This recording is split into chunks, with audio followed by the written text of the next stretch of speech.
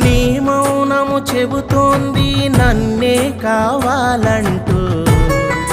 నీ నవ్వే చెబుతుంది నా జత చేరాలంటూ, నీ పేరే జపమైంది నా పెదవికి నేడు,